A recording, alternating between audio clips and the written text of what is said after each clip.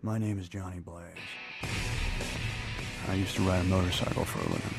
I did a bare ass 360 triple backflip in front of 22,000 people. It's kind of funny. It's on YouTube. Check it out. Okay, record go. Let's go.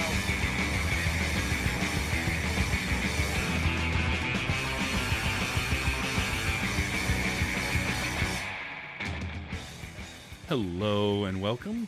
Welcome and hello. This is Wait, You Haven't Seen? It's a show where we talk about movies, and specifically, we talk about a movie at least one of us has never seen before. I'm your host, Travis, a.k.a. TV's Travis. This is episode number 230, and it is week 4 of Cage-A-Palooza 2023. We watch all Nick Cage movies this month, and joining me, because he had not seen before, Ghost Rider Spirit of Vengeance from the Botched podcast, it is he who is Steve. Steve, how you doing? I'm well. Hello. What a treat I picked for myself. You definitely this did. week. So, before we dive into the movie too much, do you have any history of knowledge of this movie going into watching it for the first time? So I knew it came out. Mhm. I saw the original Ghost Rider in theaters. Okay. And I thought it was fine. I was less than impressed with the villain. I think he was Yeah. terribly miscast. Oh, Wes Bentley as Blackheart was awful. Yeah, he was. I was not ever scared or intimidated by him in the entire movie. He was just threatening as a but, mouseketeer. Yeah, exactly. But I knew this came out. I had never seen it, and the most knowledge I ever got from it was watching part of Red Letter Media's review of it. Okay. Where they praised it quite a bit, actually. And I mean, hey, they're entitled to their opinions. I found quite a few things to enjoy in the movie, actually. To be completely fair to it. Yeah. Full disclosure, like, there are definitely reasons that this is one of those so bad it's good, sit down and watch it with some friends type movies, because there are decisions made in this movie, in the filmmaking process. I've talked about it a lot with Nick Cage. Like, he makes choices, and you never get he never sleepwalks through a part.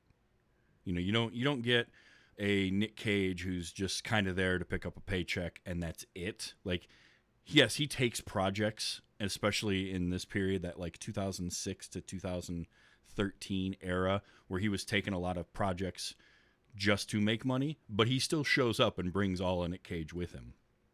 And this is definitely one of those, because I like you had seen the first movie and was like, it's okay, but it didn't blow the doors off or anything like that. It didn't knock my socks off. And then I saw this several years after it came out, and partly because I was like, well, the first movie wasn't that great, and this one's reviewing worse, so I'm not going to go spend theater ticket money on Spirit of Vengeance. I'll wait.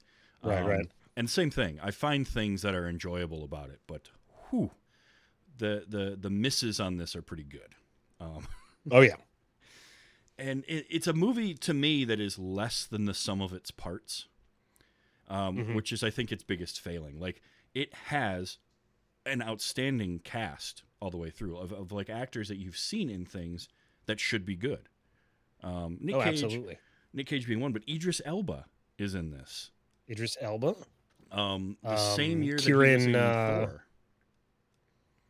Yeah, two different Marvel parts. Of course, this was released under the Marvel Knights Yeah. label, where they were like, okay, we need to make a distinction between Marvel movies that are not part of the MCU. And the worst part about that is the Marvel Knights comic line was the more mature comic line, and so they wanted to do that with the Marvel Knights films. And this was only, I think they, to this point, have still only put out 2 films under the Marvel Knights, but this was the second one. The first one was Punisher Warzone. And Punisher Warzone went that route. I don't know if you've ever seen that or not, but it went I've heard of it. I've never watched it. It's actually, like this, if you sort of can just get into the flow of it, it's pretty enjoyable. It is way over the top R-rated. You know, it's dropping F-bombs. It's violent as all hell. The way, and honestly, a Punisher movie should be that way. The Absolutely. Jigsaw is the villain, and he's cartoonishly goofy, and he's played way over the top. But I enjoy it. I like it better than the Thomas Jane Punisher, which I don't think is terrible, but I think that this was a better version. Ray Stevenson, to me, was like perfect casting, too, as Frank Castle. But the problem with this one was they released it under Marvel Knights, but Sony chickened out and didn't make this R-rated. And they really kind of should have. They ended up, because when it was initially announced that they were going to do a sequel, and they bring in the directors, Neville Dean Taylor, who are they were a pair, Mark Neville Dean, Brian Taylor. They had done the Crank films prior to this, Crank and Crank. Oh, okay, yeah. And I can see a little influence in there then. Yeah. So they signed them. They're bringing back Nick Cage, and the idea was they were going to go darker and go R-rated with this. And then Sony decided, no, you know what? We're going to make it PG-13 anyway. We want the better ticket sales, and that hurts this, in my opinion, because I think you can see the ideas that they wanted to toy with in the script, because they also brought in David Goyer to help co-write the script, and he had done the original Blade and all these darker R-rated things, and it just felt like they kind of neutered themselves early on, sticking to the PG-13 with this particular character in this world, right? And didn't do themselves any favors whatsoever. You mentioned Cirian Hinds playing Rourke, which okay, the first movie you have Johnny Blaze make his deal with Mephistopheles, which is the Marvel character Mephisto, the devil. Marvel Mephisto, yeah. Yeah. But for whatever reason, they named him Mephistopheles, and he's played by Peter Fonda. And then in this movie, they don't bring back Peter Fonda. Okay, because apparently he initially was interested in reprising the role. Then he read the script and just said no. So that's internet trivia, so take it with a grain of salt, but I want that to be true. The one I read was he read the first 5 pages of the script and said no, which is, I think, my favorite. Wow. My favorite one. But so they bring in Cirian Hinds. Cirian Hinds is great, and he goes for it. Oh, yeah. But then they rename the character Rourke for reasons, and it's so weird because you have a different actor playing a character with a different name, but he's supposed to be the same character, and they never mention, where did Rourke come from? Why is Rourke the name for the devil? And in the animatics, which are present throughout the film, I think there are 3, maybe 4 of them, and they're interesting. Clearly, there were budgetary concerns there. Yep. And they couldn't do a Spawn CGI underworld or anything like that, so they opted for the animatics. But even in the animatics, they refer to him as the devil. So, but in none of the live action scenes is he ever referred to as the devil or Mephisto or anything. They just call him Rourke. And it's like, why? I don't know. And it's funny because Cage is the first one to refer to him as Rourke.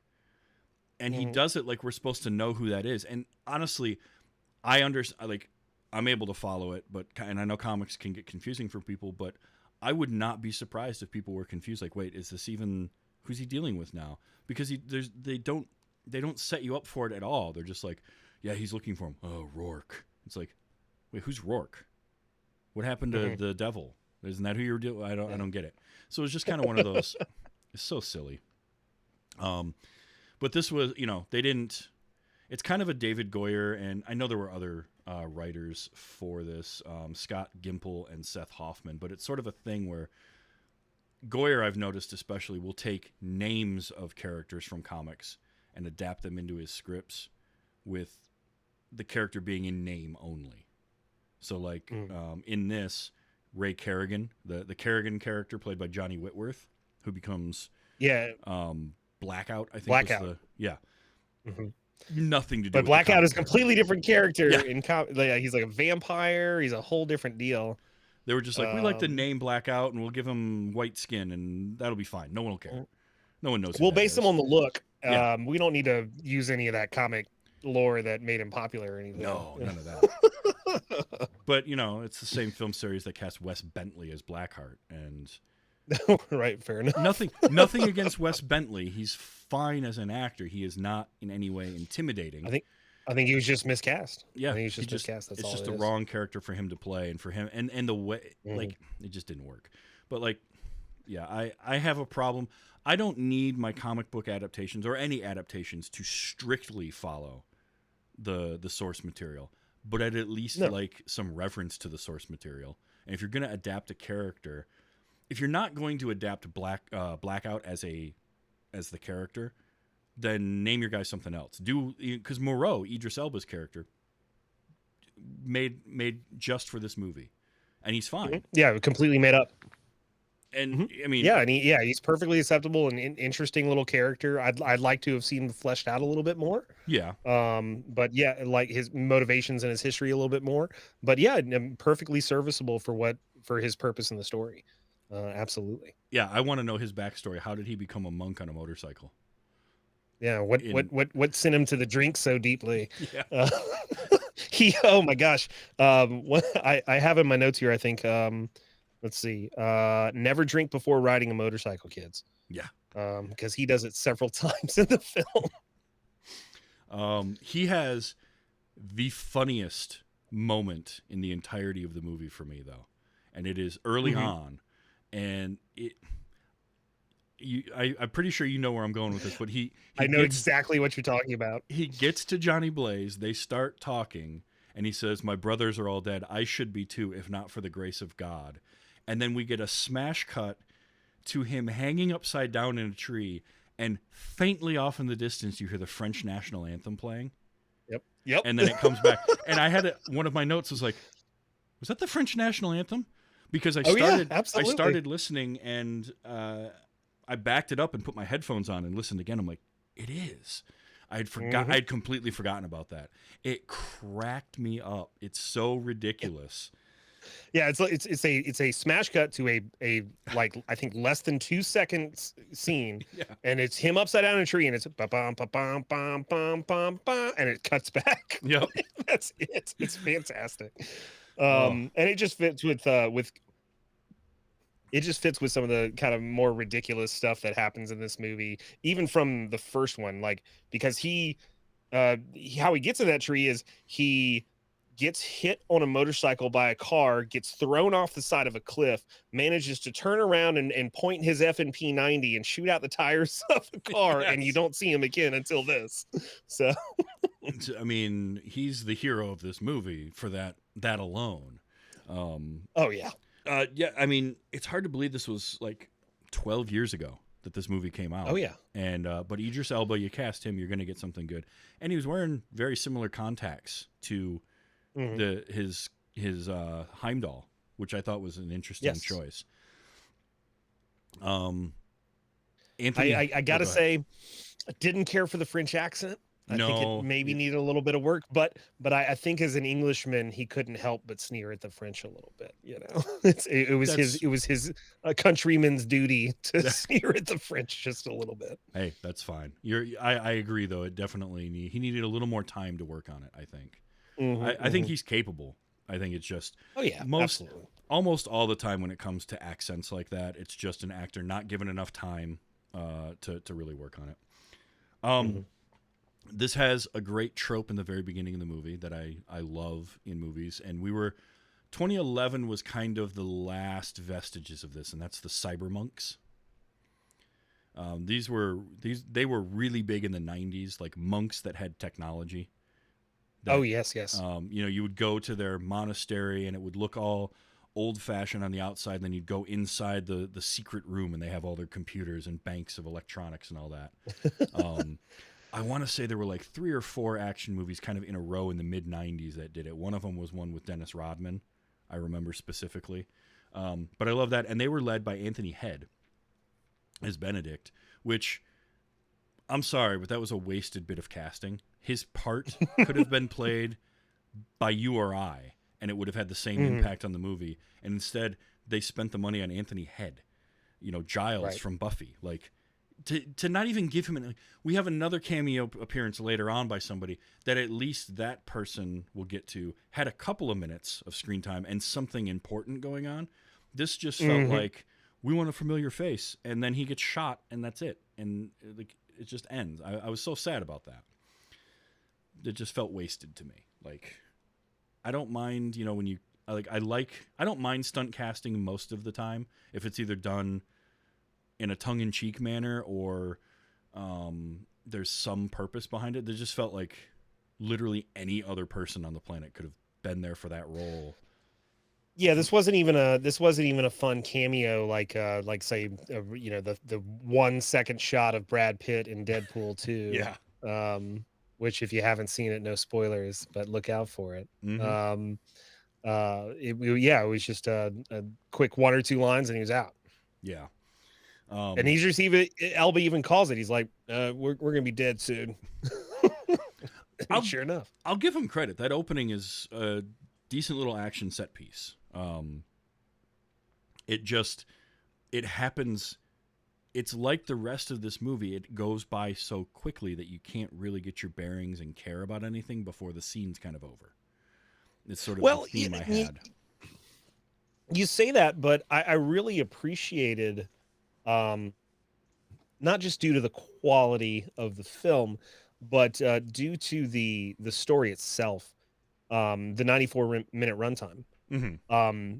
You just don't see that in superhero movies, action movies and stuff anymore, where it's, hey, this is a very simple plot, simple mission, let's get it done, 90 minutes, in and out, we're done. Yeah.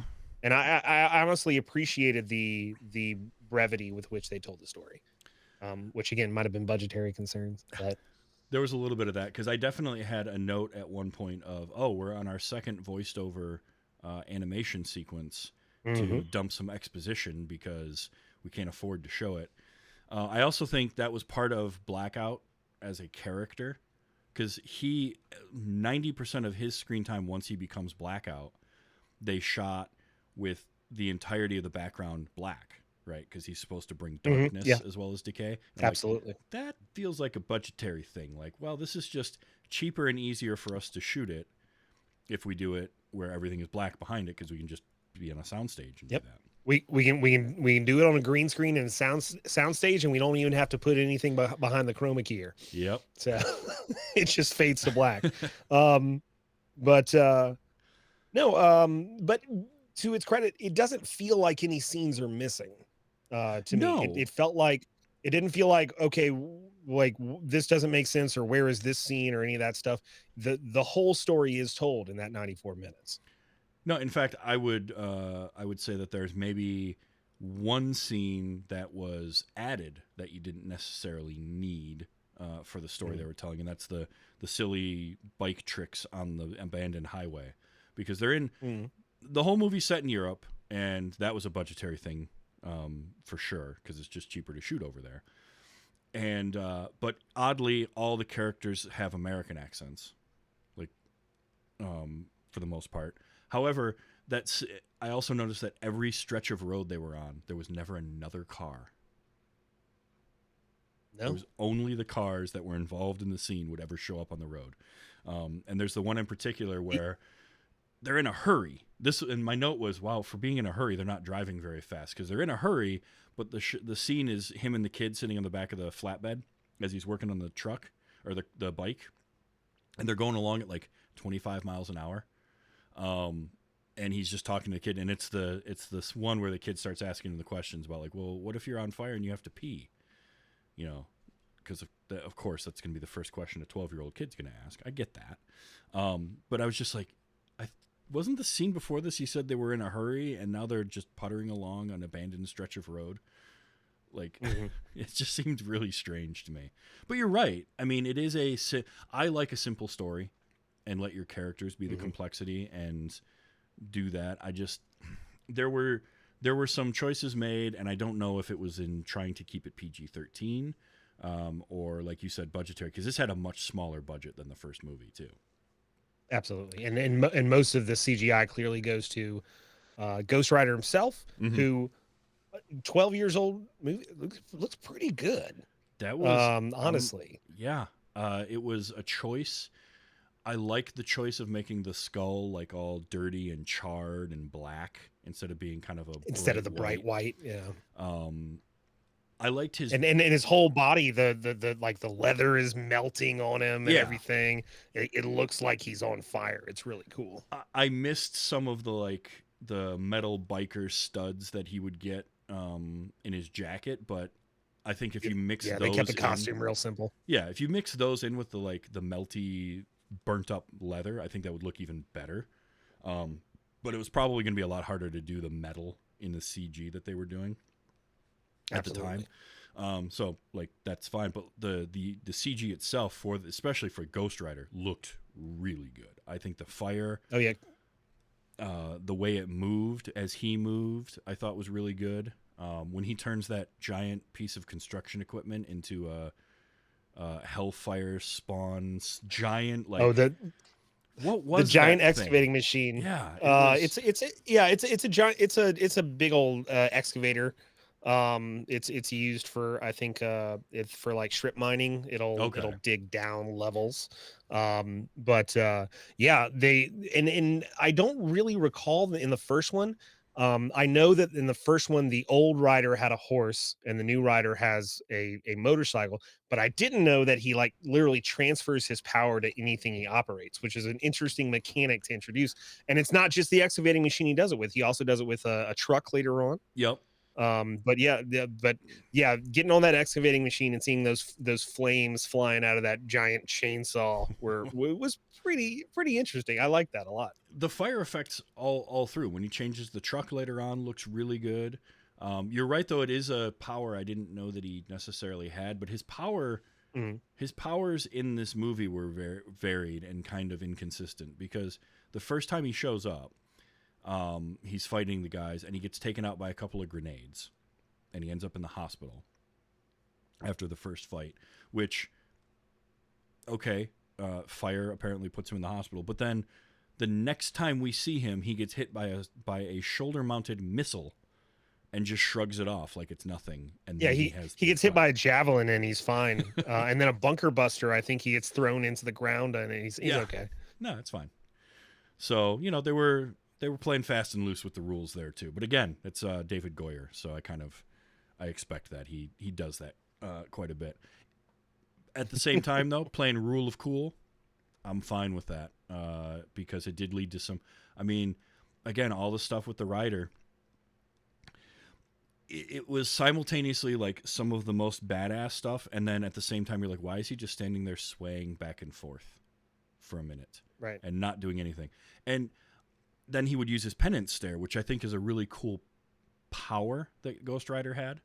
But it was a weird translation of the way it happened because we just sort of had him holding and caressing a guy's head. Yeah.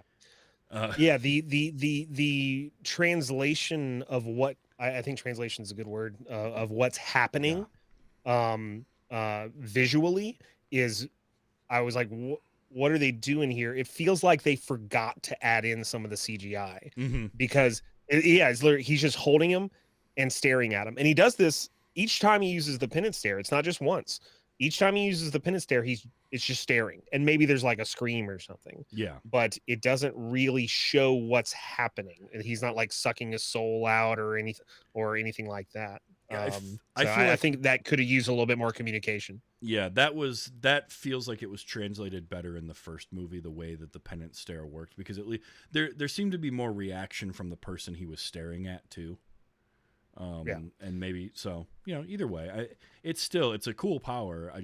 You're right. Translation is a good way to put it, and it probably could have been done better. But like his chains were awesome.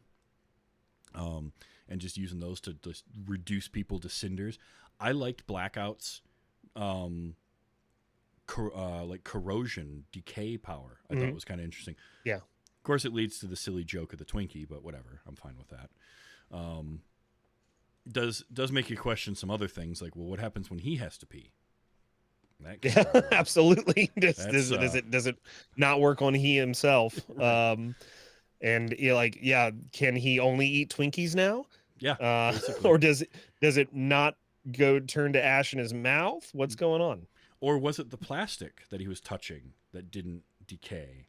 And the Twinkie. It's true. He was very careful to use the plastic. So who knows? I also liked his way of eating a Twinkie.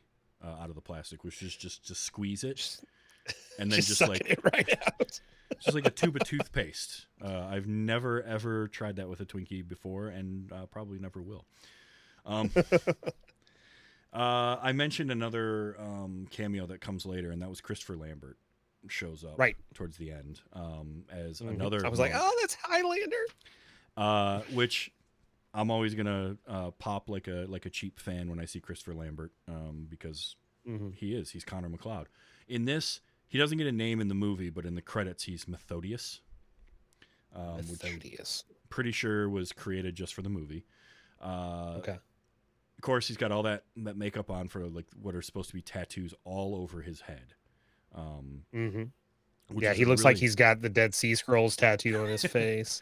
It's a really cool look. Again, it's those weird, mysterious monks, right? These are like even further out there monks in the middle of nowhere, like in a valley, I guess, that had caves. It looks like they're living in like a Hopi village. Yeah. Which was crazy. Another great piece of trivia I read, and this one, I believe half of it, which was Christopher Lambert underwent 3 months of sword training and shaved his head for this role. Which half of that do you think I believe? Because I'm pretty sure he shaved his head. Shaved his head. Yeah. I think he shaved his head. Yeah. He didn't need 3 months of sword training. I think he probably got plenty of that in a couple of Highlander movies he was in. Yeah. No, he's done more sword fights on film than probably anyone else in this movie. And his sword fighting in this movie consisted of pulling a sword out and spinning with it once, I think, for his little fight scene with Blackout. Which, to be fair, spinning is a neat trick. It is. And it was a cool way for him to go because we had seen him do some sort of weird nerve pinch before. Like these monks apparently knew pressure points. But we saw him. Oh, he places his hand on like somebody's on the mother of the boy on Danny's mom's like nose and under her throat. I'm like, I saw him do that. I was like, Spock, is that you? Yeah. But then he tries that on Blackout, and then he pulls back his hand, and it's all decayed and everything. I thought that was kind of a cool way to do that.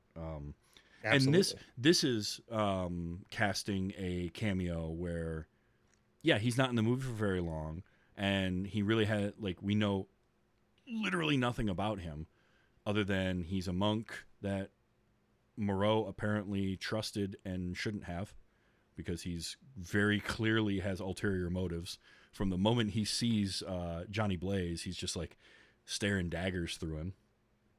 Like you don't, even if it's the first time you're seeing this, you're like, yeah, I don't trust that guy at all. He's not gonna help them. But it works. And the twist there, I kind of saw coming a mile away. It's a pretty standard trope. And I mean, we talk about spoilers. It's 12 years old. Some of the good guys were bad guys all along, or they have they're planning to do an evil thing to make the good ends. But I expected Moreau to be in on it, and he wasn't, which was somewhat refreshing. Yes, that was the nice change. Like he genuinely wanted to help this kid and help Johnny.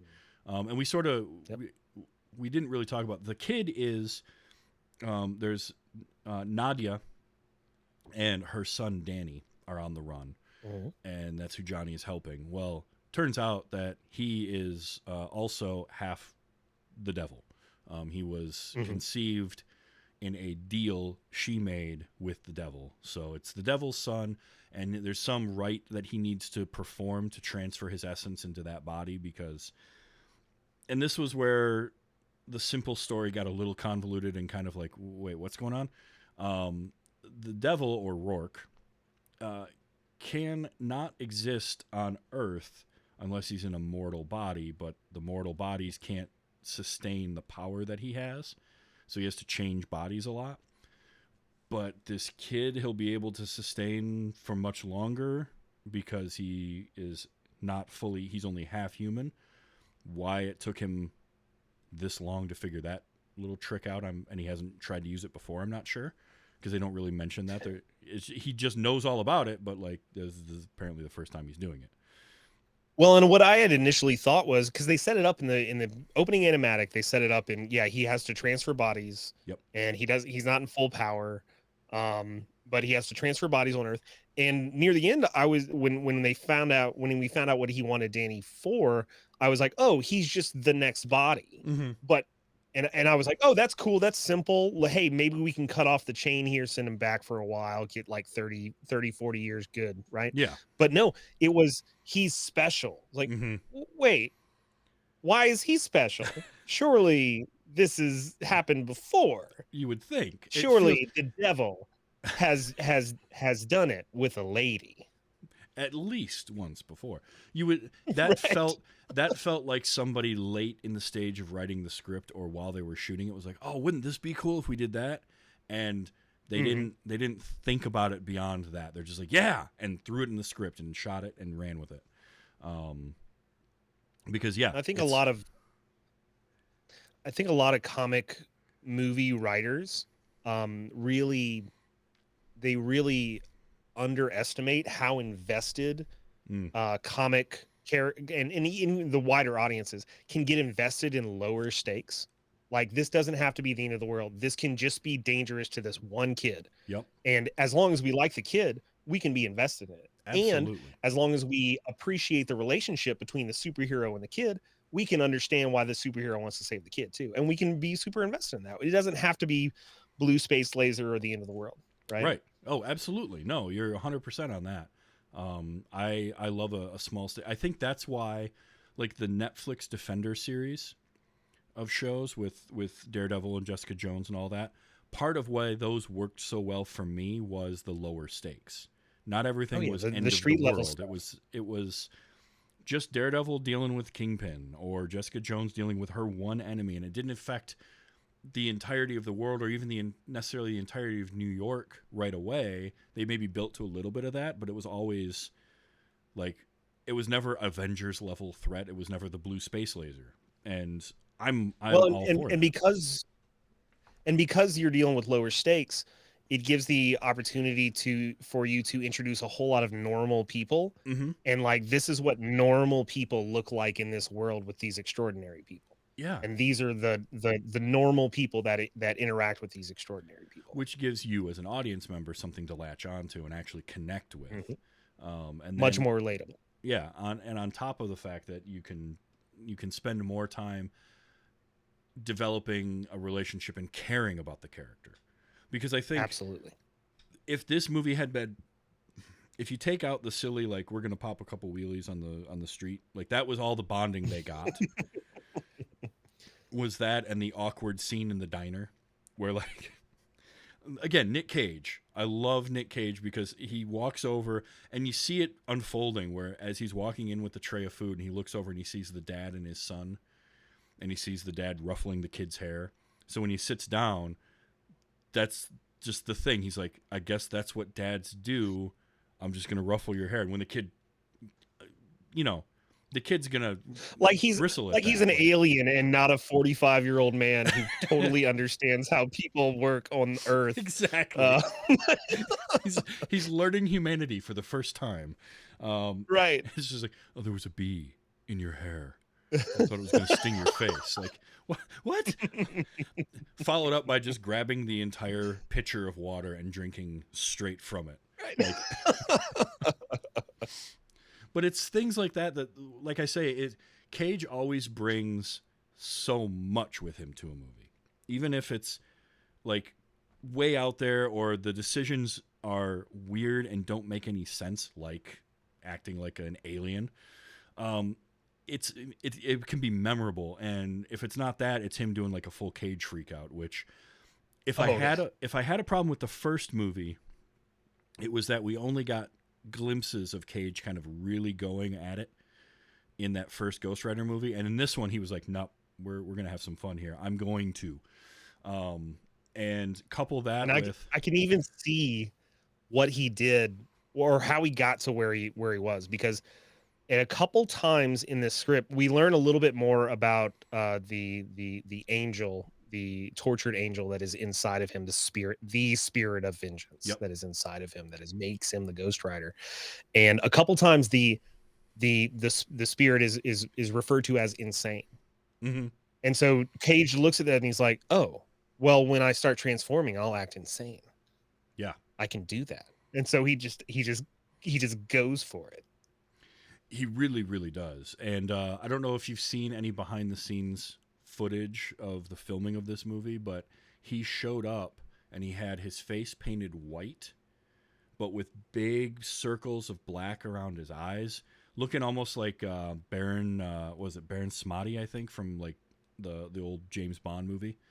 Like he did that, and it was his idea that like he knew it was all going to be CGI and it was motion capture, but he was giving an interview talking about this, and he painted his face like that, and he was talking about sewing like trinkets and stones, like gemstones, into his motion capture suit, like ancient Egyptian stuff, to like somehow, and he's talking about like it was his acting method. He was talking about his what he calls his nouveau shamanic acting method.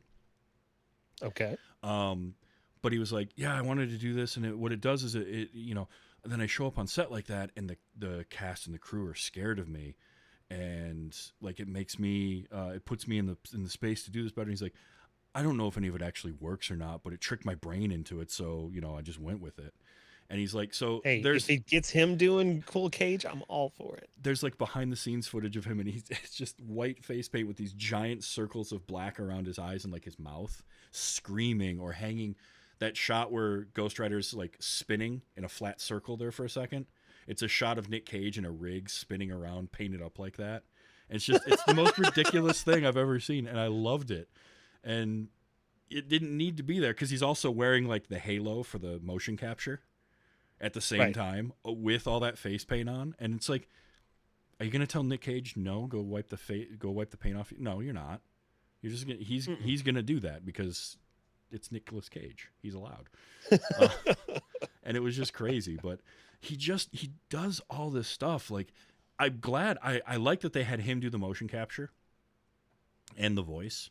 So it always feels like the same performance. I appreciate when the actors get to do their own motion capture.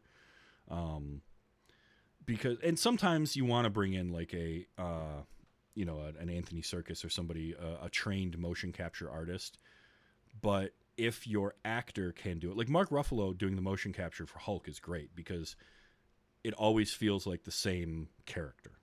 And so I was glad they did that. And very much the same with Nick Cage, because Nick Cage has kind of an almost jerky way of moving and walking and moving his arms and his shoulders. Yeah. And if it was a completely other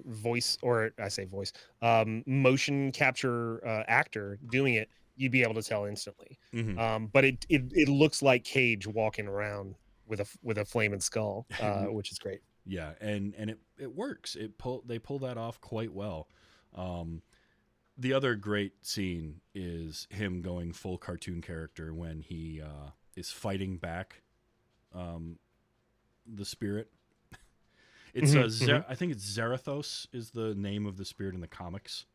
That sounds right. And I want to say they mention it once, but it's like they say it so quickly that it wouldn't register in the movie. But he's fighting that back. We don't ever get a full transformation sequence in this, which again speaks kind of to budget. No, the closest we get is after that holding back scene where he's interrogating the guy, and every once in a while, like one of his eyes will pop up as the empty skull, which is hilarious. It's nightmare fuel if taken out of context too. Like if you just get still frames of that.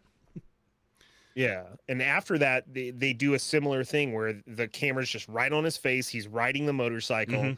He's laughing. He's just laughing maniacally, and his his face is kind of transforming. But the next scene, he's Ghost Rider. You don't get the full like from there to Ghost Rider. But that's look, I'm always here for a full Cage freakout, and for him to just go for it, and that. I remember seeing a YouTube review of this movie years and years ago where the YouTuber took still frames from that particular scene every time his face would pop and like he would be a different one, and he named them different characters because each one is so like one giant black eye, and then one of it where it's got like the nose is gone and half of his smile is there. And they're amazing. There's such good still frames, and it's underlying with Nick Cage just going for it. And then by the end of it, he has a pretty good action sequence on the road, which that's Neville, Dean, and Taylor. That's their bread and butter at this time, was those hyper action sequences. This movie, I think, goes a little too far in that direction of like they can't ever have the camera not moving at any point. Yeah, that super frenetic action scene where sometimes you're like, wait, what's happening? Even establishing shots had like a ramp up, slow down effect on them. Like you would see an establishing shot of a castle, and there'd be a quick pan type thing going on. It's like, no, you don't. You can slow down, guys. It's okay. Like, oh no, I wrote that when Idris Elba is riding up the driveway to the castle in the beginning. I wrote, let's see, what's in my notes here. Castlevania ass entrance to castle. Yep. Because it reminded me so much of the intro to any Castlevania game. And Neville, Dean, and Taylor, they had, like I said, they had done Crank and Crank High Voltage before this, and a movie with Gerard Butler called Gamer. I don't know if you ever saw that. I saw all three of them. And all three of those are good action movies. They wrote them too, which I think helps. This was the first movie they had made together that they didn't write the script for.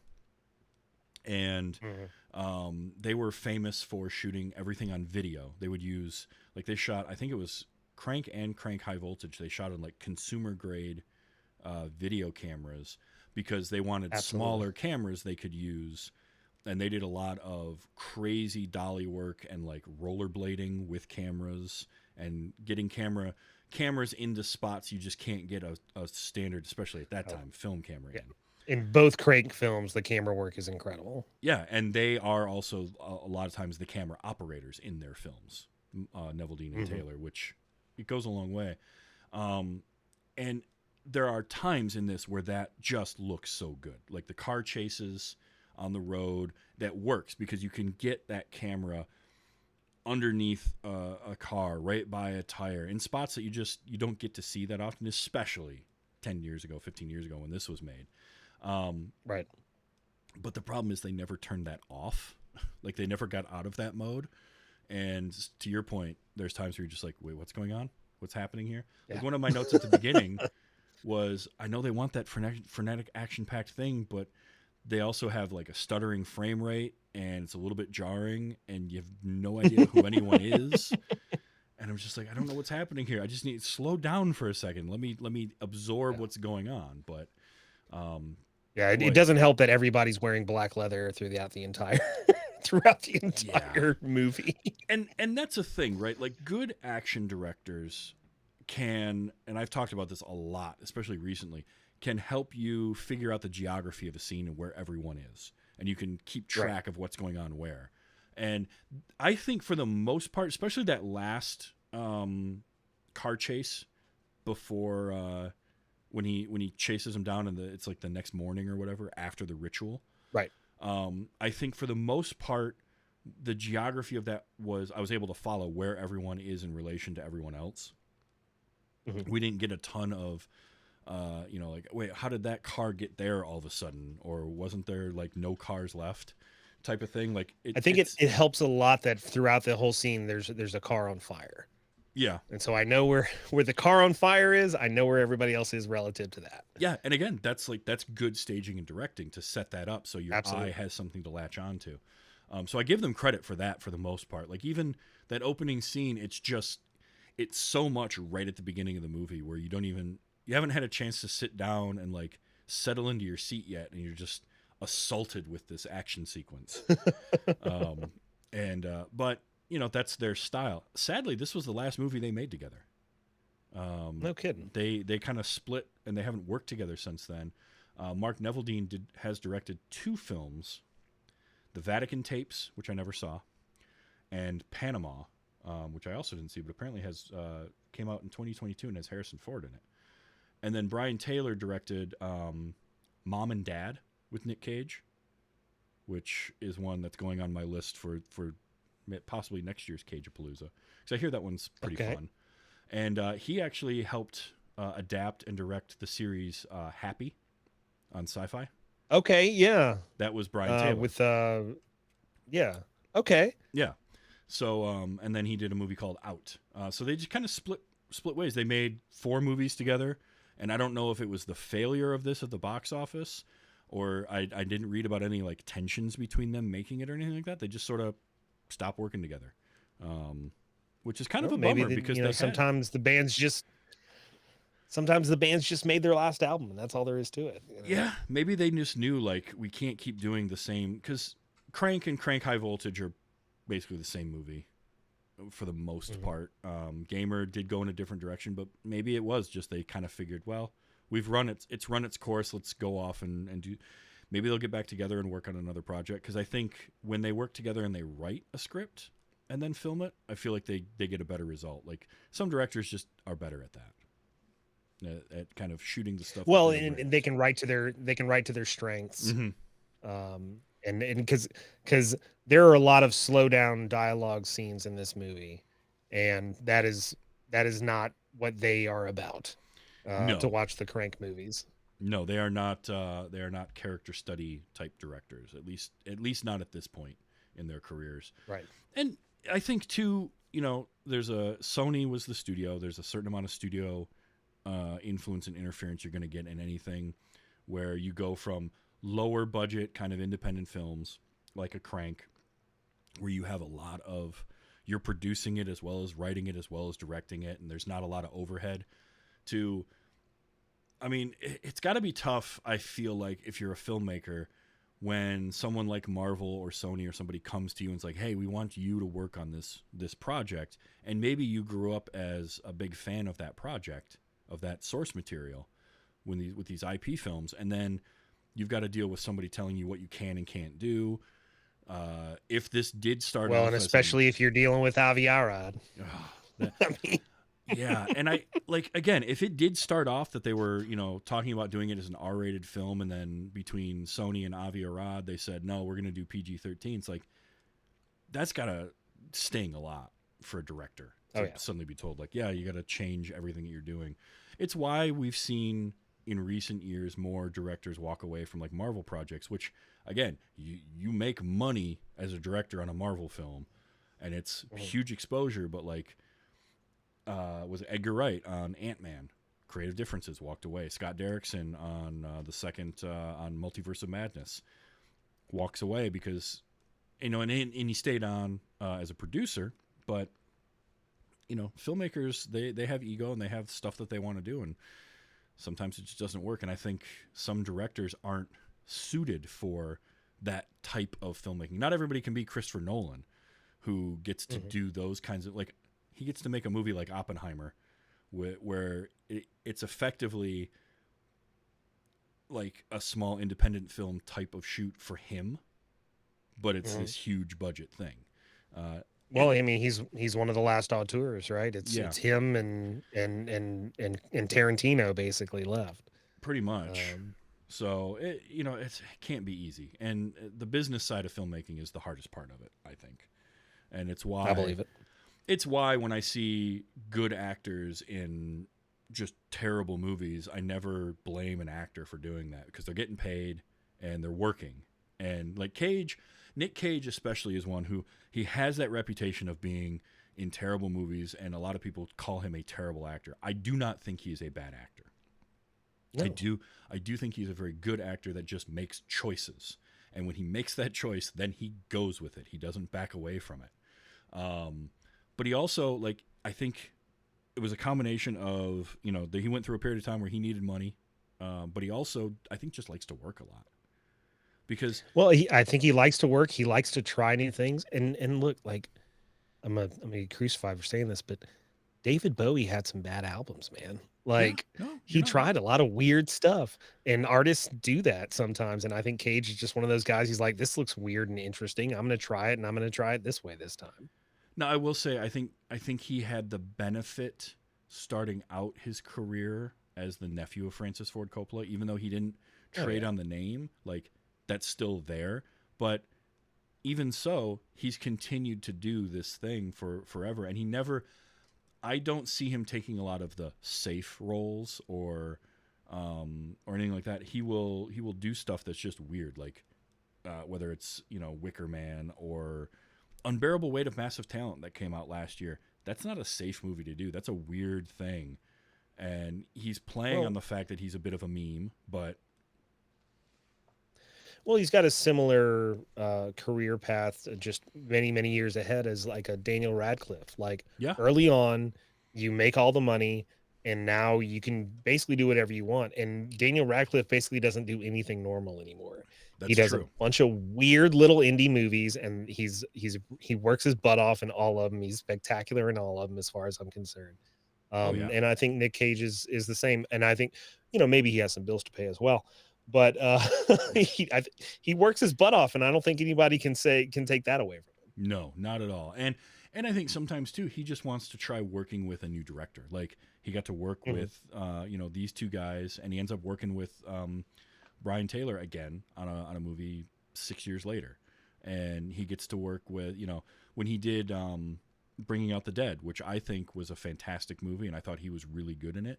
It's like, well, he's got an opportunity to work with Marty Scorsese. You don't really turn that down. Like, no. And then Bringing Out the Dead is fantastic. What it's a gut punch, but it's really fantastic. Oh yeah, no, it definitely is that. But then something comes along like National Treasure. I think is the closest I would think of Nick Cage as like the quote unquote sellout type role. Like, I'm just going to do a big budget movie because it's a paycheck, but he still puts so much of himself into that movie that I really, really enjoy it. So he's an interesting person, and that's why I like to celebrate him every year and watch a bunch of his movies, and because it's so varied. Like, he's a huge comic book fan, and he gets to play Ghost Rider, and it didn't do well, but he went for it. And he said after this movie came out, initially I think he was kind of interested in doing another one, then decided, no, you know what, I'm done with the role. Like, I've done what I need to do with that character. I don't want to go back to it. You don't see him do a lot of sequels. I can think of the National Treasure movies, and this is like the only times I can think of him in a sequel to any role he's done. Yeah, I can't think of anything else either. And but I appreciate that too, because I think you see him in this, and like I saw him a few weeks ago in the movie Jiu-Jitsu from 2020. I don't know if you've seen that one or heard of it, but no. It was the elevator pitch for it was every 6 years a comet comes by the Earth and an alien fights jiu-jitsu warriors for the fate of humanity. Oh, good. It was just so it's a documentary. Yeah, exactly. Okay. It was this super low budget movie, and he's in it for like 20 minutes. I think he was reportedly on set for like 3 days, but he got paid for it, and his time on screen goes for it. He does it. Like, he doesn't cheap out at all, and I appreciate that, because some actors will take a role. There's the whole thing where they'll take a big role so they can fund the smaller film. But some actors can just not bring their A game for that. Cage never doesn't bring his A game. He's always going to give you 100%, and that's why the old phrasing is one for them, one for me. Yeah. But I think for Cage, I think for him, they're all for me. Oh yeah. For me personally, Steve, all Nick Cage just movies for you. are for me. Yes. And it's always fun. And I think that's why I think this movie has its fun moments, but I'm left with this feeling of what if Neville Dean and Taylor got to make the R-rated version that they really wanted to, and got a little bit more budget to flesh out some of the characters, because the story doesn't need to be any more. The story's fine the way it is. Flesh out a couple of your characters, give us a little bit more on like a transition, and maybe some, I don't know. I don't know what the more would be, but like with Cage, with Elba, with Cirian Hinds, who again in this movie just way overacting, and it's wonderful. He's so ridiculous as Rourke. I did like, He is chewing it.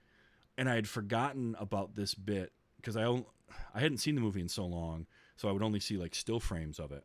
But I'd forgotten that it's using his powers as Rourke, as the devil, that causes half of his face to look like it's melting because the body can't sustain it. So that it's that halfway through the movie when he turns Kerrigan into Blackout, and you see him reach underneath the rock and the big piece of concrete that's on him.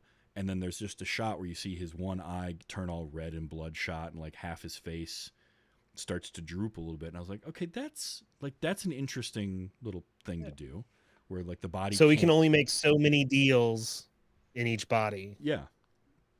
Before it just burns it out. I liked his description of it, putting like a huge engine in a tiny car and just burning it out. Right.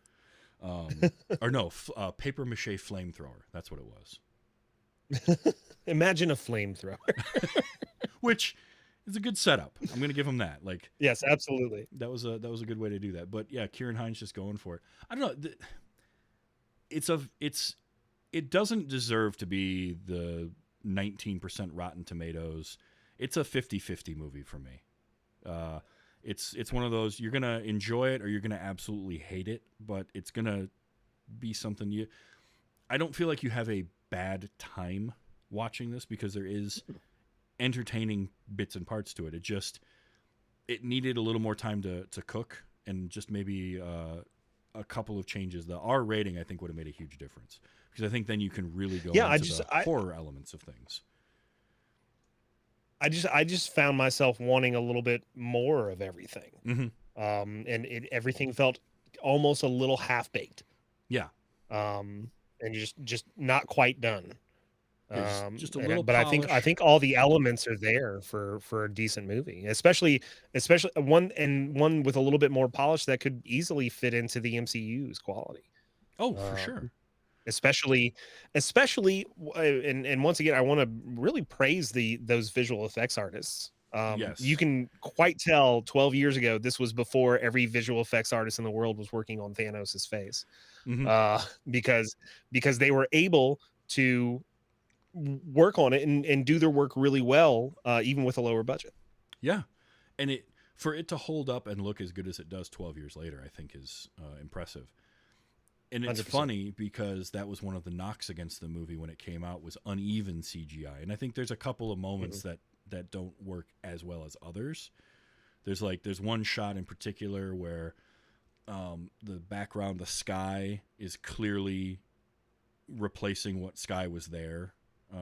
It's when they first get to that castle right at the end. But like, I don't care. I've seen much worse in plenty of movies. But the stuff that mattered, the Ghost Rider and his motorcycle and everything that he did and all the fire effects, just looked so good. And it was a good. Yeah. This was 12 years ago, and they were doing a good mixture of practical and CG extensions then.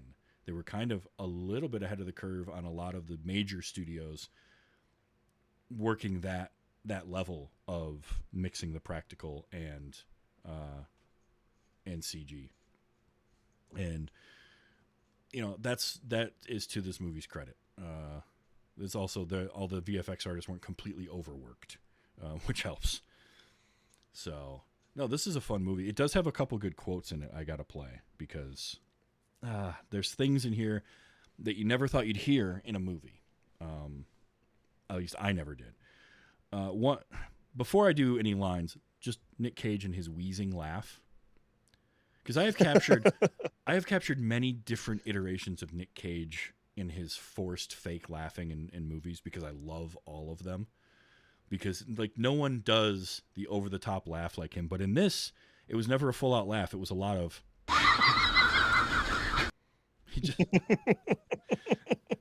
He does that like 4 times in the movie, and I loved it every single time.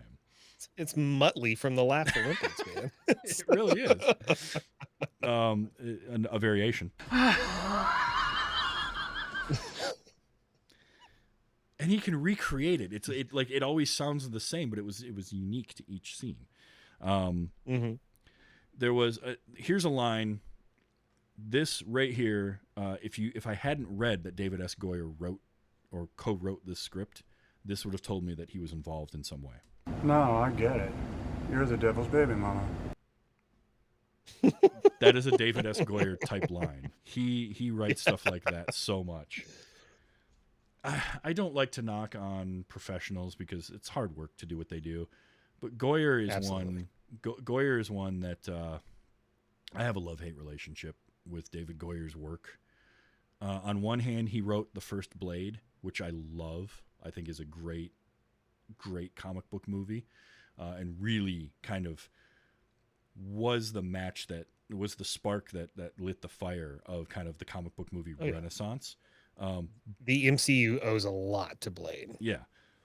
But then he also writes something like this, or directs and writes Blade Trinity. So he giveth and he taketh away. Like, so much. When he wakes up in the hospital, which, again, Ghost Rider apparently a couple of grenades and that's it, puts him in the hospital. But when he wakes up in the hospital and the nurse walks in, just that exchange was brilliantly awkward. And I caught... He starts flirting with her for some reason, or is like, you think maybe he's flirting with her to charm her, to get her to do something, but he didn't quite think it all the way through. No. But he's like, please, any pills you have. Morphine, whatever you got, I don't care. Any painkillers you have. I don't care. It was the exchange when this just tickled me. It's funny because when you walked in, I thought I was still dreaming. You have hallucinate? You have hallucinate? No, I'm not hallucinating. No, I'm trying to flirt with you. I loved it.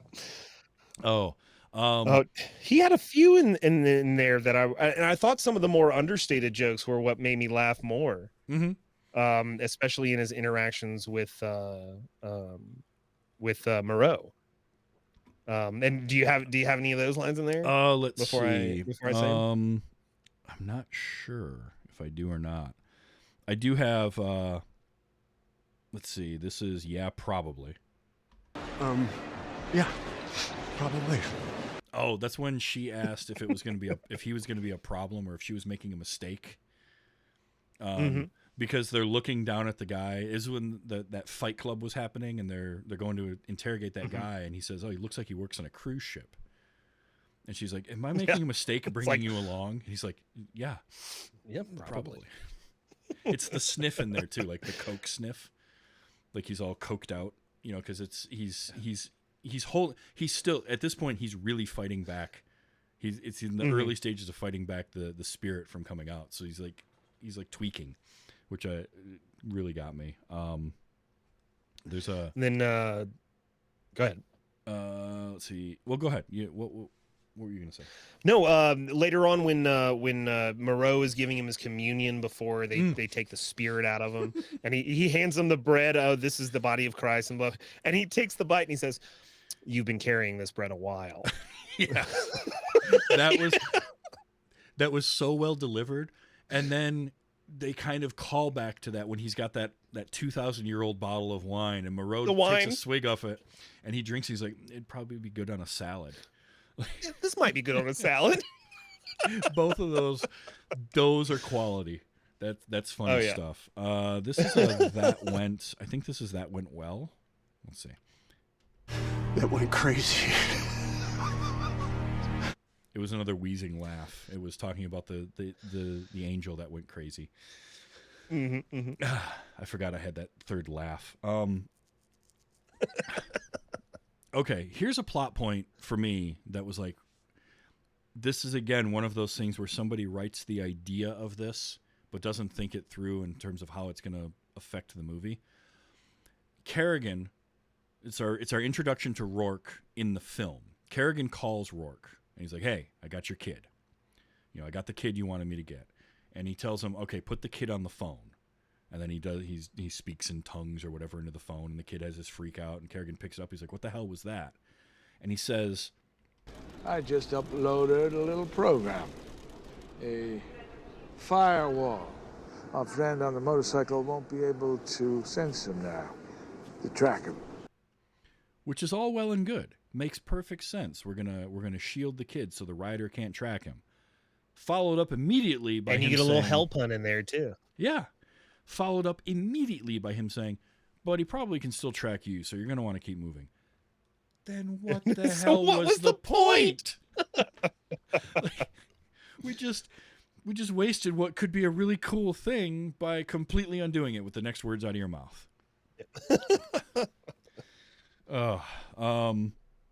Let's see.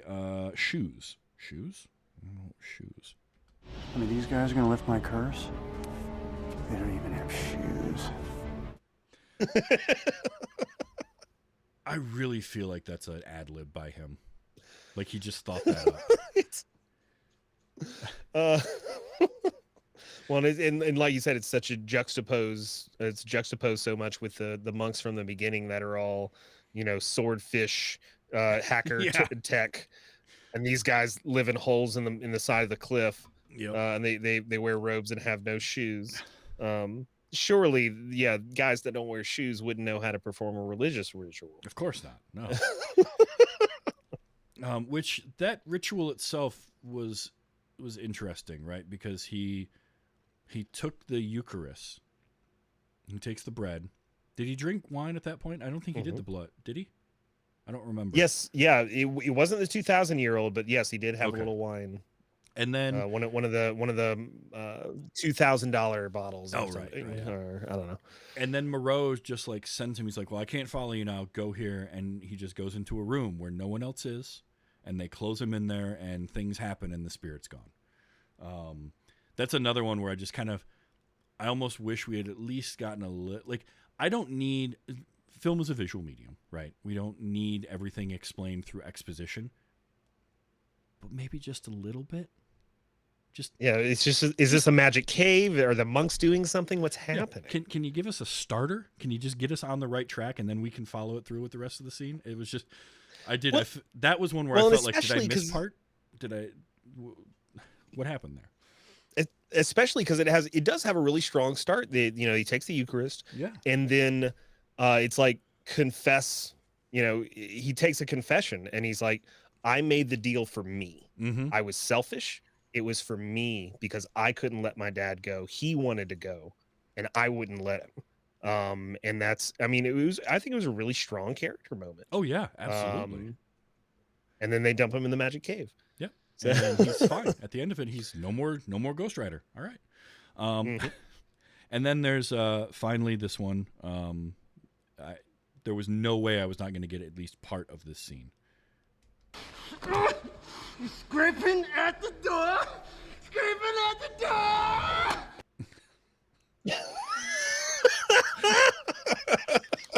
I think the fear on that man's face in that scene is genuine. I don't think he knew what was happening in that scene. He was terrified of Nicolas Cage. He had to have been, because I would have been. I'd have been peeing myself at that point. Like, I'll tell you whatever you want. I don't care. I'll tell you who started the Chicago fire. Like, just stop whatever you're doing and back away from me, please. If he was like, "Please don't hurt me, Mr. Cage," and they had to ADR it to be like, "Please don't hurt me, Johnny Blaze." Oh, that would have been even better. But the movie's like worth it for certain scenes like that, because it's such a silly idea behind the movie to begin with that you kind of have to lean into that, the silliness of it. And I think those are scenes where it works. I wanted maybe a little bit more bonding, and that's where it's weird. I don't want the movie to be any longer than it is, because I think the 94 minutes is a nice tight runtime for this, for an something that's got some good action, and it keeps you engaged for that period of time. I think if you go too much longer than that, you're going to start to get some diminishing returns. But I think you could use a little bit of your runtime a little better for, like, him bonding with the kid is great, because you get the payoff of that at the end, where the kid, gives him back his powers when Danny realizes, yes, I've got basically the ability to do this. Here's your spirit of vengeance back, which I thought was a cool moment. I just wish we'd had a little more bonding with him and the kid, where it felt like where it felt like they bonded more instead of just, hey, I can pee fire and it's cool. That was the amount of and I bonding can we do got. these sweet tricks on this motorcycle with no helmet on. Yeah. And no Teaching- helmet on you. Yep, teaching the kid good stuff while his mom's right there. Don't learn safety from a stunt driver. No. No. I also, to have like the opening recap the last movie or part of the last movie, but we don't use any footage from that. So they kind of, and I get it in a part because they did change things. If you don't have the same Mephisto, it would look weird to have a different actor, you know, showing Peter Fonda. Although part of what they said, the directors were saying, was that they kind of liked that because it showed that the devil had to change bodies, but that quickly, like, because we don't really get a sense of how long between movies was either. He's just been on the run. No. He's been doing his best Bruce Banner, you know, going on the run to keep the thing at bay. I also, the Jerry Springer joke was like, I don't know, that felt like low-hanging fruit to me. Like, I got Joseph Stalin, I got Vlad the Impaler, those were great, but then just Jerry Springer and a still frame on him for like 5 seconds. Well, and it certainly is strange, and especially if you know a little bit more about who Jerry Springer actually was. Mm-hmm. Like, yeah, I think some of the stuff he did to television was kind of poisonous, but like as a person, he was mostly a pretty decent guy. Yeah, that just so that one to me felt like punching down. Well, this for was a joke. before he was dead, though. Yeah, true. But I remember thinking that the first time I saw it too. Like, I get the joke they're going for, but I feel like it could have been that's one that could have been executed better. But overall, there are a lot of things to enjoy. This is a fun movie to watch with friends too. I think that's an important thing to like. Don't go into this thinking you're going to get a great comic book film, but you're going to get something enjoyable out of this. Mm-hmm. Yeah, I mean, you don't go into Color Out of Space thinking you're going to get a fantastic H.P. Lovecraft film, but you'll get something. Well, I still think that's probably the best adaptation of Lovecraft, but that's a discussion we can have another time. I enjoyed it quite a bit, actually. I did too. I really like it, but you're also not wrong, so I don't. It's weird. Mm-hmm. No, Spirit of. Yeah. Well, I mean, it's hardly that movie's fault. No, that's true. It's hard for me. I think I don't like to always compare movies, but when you have a sequel, you sort of end up with that question of like, well, which one do you like better? You know, the first movie, the second movie in a series like this. I think if I had to choose between which of the two I want to watch more, I probably lean towards the first movie, because like it's a little campier, but I like the performances of all the ancillary characters better. There was more there. There was like more character work going on with his dad, with all of that. This had moments of it. The confession, I thought was a great one, but like this movie also just ignores the lifelong girlfriend he had, that he did all this stuff for in the second movie, and just no mention, not mentioned at all. And the first movie had, you know, his buddy Donald Logue as his like manager and pit crew, and there's a charm to that first movie that I think this one was missing. But if you said, hey, it's Saturday night, we got some people over, got some drinks, we're gonna throw in a dumb movie to watch, and it's Ghost Rider Spirit of Vengeance, all right, cool, we can laugh at some silliness, and I'm fine with that. I think movies like this should exist.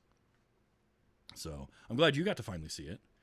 What do you think? How do you feel it is compared to that first Ghost Rider that you did go and see in the theater? You know, I to speak to the quality of the film, it's been so long since I've seen it. I couldn't honestly make a comparison. All I could do is bring forward you know, my Maya Angelou here is like, I don't remember what the film said. I don't remember what the film did, but I remember how it made me feel. And man, I just hated Blackheart so much. And I did not believe the villain at all. And in this one, I believed Blackout. He was just some scumbag. that was doing a job, and Cirian Hinds was chewed the scenery as Mephisto, even though they don't call him that. Mm-hmm. And I think I honestly like this one more than the first one. I've heard a lot of people say that. And for me, I'm talking like if I did a scale of 10, I'm like a half a point off between the two. It's like a 6 and a 6.5, or a 5.5 and a 6 is probably more accurate. And it's only because there's a couple of character things in the first movie that I like better. But yeah, that makes perfect sense. I'm kind of glad. I wouldn't mind seeing Johnny Blaze show up in a cameo or an extended cameo somewhere. But I would like to see the character of Ghost Rider come back, but maybe some of the other iterations of him.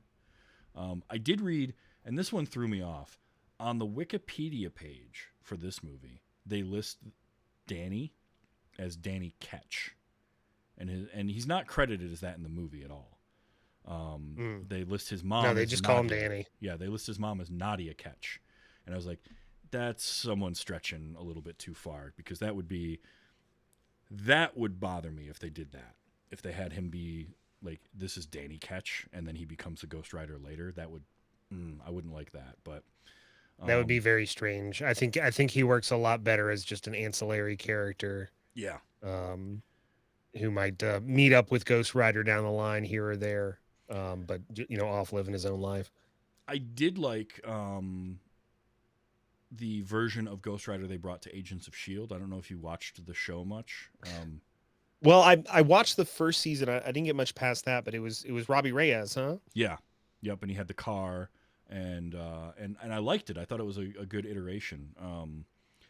I'd like to see, like, I think Ghost Rider as a concept is an interesting character. Oh, yeah. And the fact that it's a spirit that can inhabit different people gives you a lot of leeway in your adaptations, as long as you don't, you don't stray too far and cast Blackheart better. I think you can do okay. Well, and it gives you a leeway, almost like if you were to compare it to the Green Lanterns. Yes, in DC, is it allows different people to express this spirit differently, and to have different aesthetics and different ways that they execute their powers. Yeah, like it's all going to be centered around Zarathos and the Flaming Skull, but it's going to be different for everybody. And I do like, that's a good comparison. I didn't think about that, but Green Lantern is a great one. Well, now that you brought that up, do you have a favorite Green Lantern? I don't know enough about them. Fair.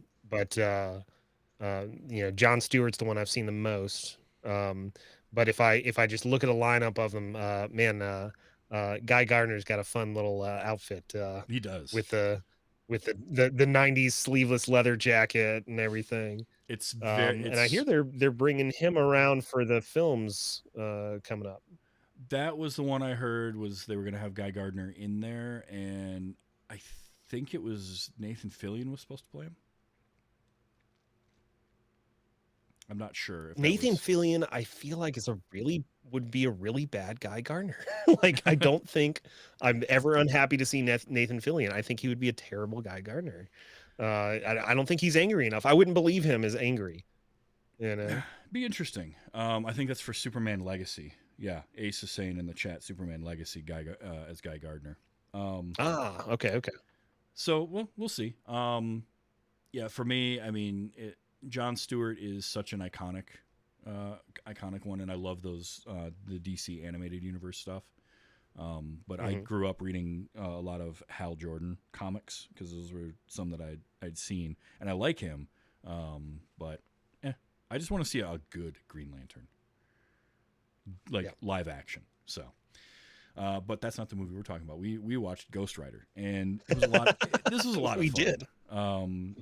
I would recommend this to people. If you like silly action stuff, you could do worse. You could do a lot worse than this. Like I say, it doesn't deserve the low ratings that I see of it in a lot of places. Like, is it a good movie, quote unquote? No, I wouldn't call it a good movie, but it's a fun movie. And Well, I think if you liked, I would tell somebody, if you liked the Blade movies and you're looking for like your Midnight Suns, Marvel Underworld there you go. Yeah. fix, this will give you a little buzz. Yeah. So you work on a couple things revolved around the Botched podcast. Are you let people know about that? I know I had Phil on a few weeks ago, who I love having on, and I love having you on here too. And I caught you guys one night in your Bromigos stream. You guys were playing golf with friends. But what's going on with Botched lately? I am a member of Botched Podcast. We are a comedy improv podcast loosely draped in the skins of D&D 5th edition. We just wrapped up recording our 7th season, which is a fantasy Western season. It's a lot of fun, and we will be at DragonCon starting next week. Our live show is 2 weeks from today in the Hilton, and we will be premiering our 8th season there, where we are going to be venturing into the SCP universe. Oh boy! Which, if you're not familiar with SCP, is one of the largest online collaborative fiction projects on the internet. It is a science fiction horror universe about a secret organization that protects the world from anomalous objects, peoples, and all manner of supernatural things. So and we're going to be just real stupid about it, as we always are. Perfect. I can't wait to hear those. That'll be a lot of fun. And I really wish I was going to be at DragonCon to catch the live show. But if you are going to DragonCon, we'll miss you. Catch it, because Botched is great. You had me on for a little one shot where we dealt with Garfield and Friends, which was delightfully terrifying. It was some nightmare fuel imagery in there. Credit to Dennis for that. But you guys are a ton of fun, and this has been a lot of fun. So definitely check out Botched. They're great, and thank you so much, Steve, for being here this week. Absolutely. Thank you for having me on. I always enjoy it. Yeah. Now, I do this show live on Sunday nights, 8 p.m. Eastern time here at twitch.tv/TV's Travis. So if you want to hang out in the chat room and watch the show be made live and see things like when Steve's computer crashed in the middle of the episode, you can do that. If not, you can always catch it as a podcast out on Wednesdays, anywhere you get your podcasts. There is a video version that hits YouTube, and I'm working on growing that channel. So if you want to go over to youtube.com/@TV's Travis, you can see the video version of that after the fact. And you can also go to tvstravis.com. There is links there for the Patreon for this show for as little as $1 an episode. I have some merchandise links there that I'm slowly working on getting new designs for. And all sorts of fun stuff like that. And patrons get monthly movie nights as well, which I've got one come up here pretty soon, where I go through the back catalog and we watch a movie that I've covered for the show before. With 230 episodes, there's a lot of movies to cover. So definitely check all that out. Now, next week, we finish off Cage-A-Palooza. I found somebody who has never seen The Rock. And when he told me you found the guy. I did. I found the guy. You found the one person. And it's a good friend, Alex Albisu. He said, I've never seen that. And I'm like, that's the perfect way to end Cage-A-Palooza, is The Rock. It's one of my favorite Nick Cage movies. It's got Sean Connery. It's peak Michael Bay. It's got everything you want. So we're watching that next week. You're going to want to come back and check that one out for sure. That's going to be a lot of fun. So that is next week. But until then, Steve, thank you so much again. We'll get you back here sometime soon. Absolutely. Can't wait. All right. And until next time, just remember to enjoy your movies, whatever they may be. And let's be excellent to each other. This has been Wait You Haven't Seen.